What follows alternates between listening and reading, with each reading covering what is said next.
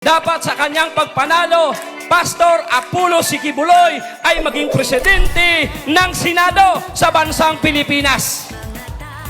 Tingnan nyo ang kanyang plataforma ay hindi po pang-ordinaryong plataforma at yan po ay nagagawa na.